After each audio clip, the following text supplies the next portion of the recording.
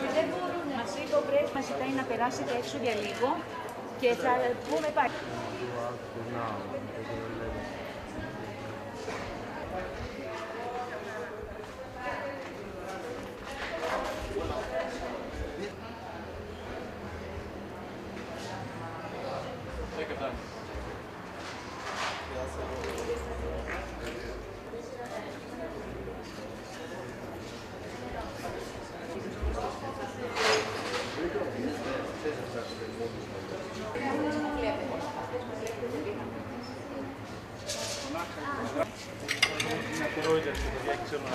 Δεν θα πάμε πιο μέσα.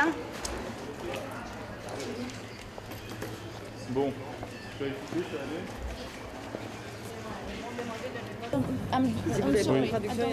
Ce que je peux vous dire, c'est que donc vers midi aujourd'hui, une vingtaine d'individus cagoulés ont attaqué l'Institut français d'Athènes et se sont livrés, comme vous voyez, à des dégradations dans la cour et le rez-de-chaussée de l'immeuble.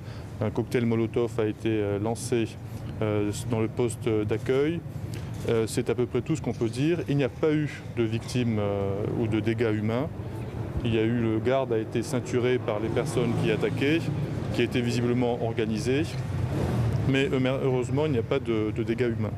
Donc évidemment, nous sommes en contact étroit avec les services grecs qui ont été informés tout de suite. Une enquête va être menée.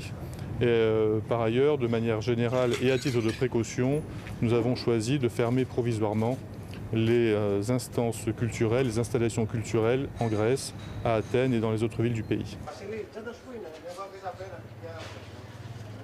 Écoutez, pour l'instant, il est un peu tôt pour en parler. Nous avions, à l'occasion des événements de la semaine dernière, déjà prévenu les voyageurs en Grèce de faire attention dans certains centres-villes au moment des événements.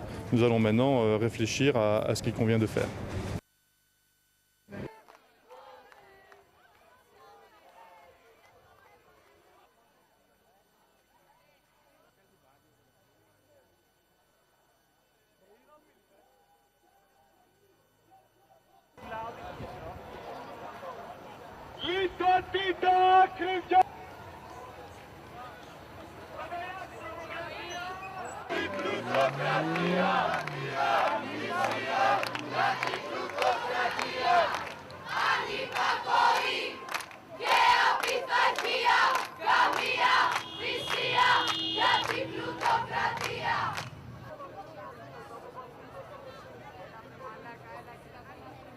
Απάντηση είναι στην κρατική καταστολή.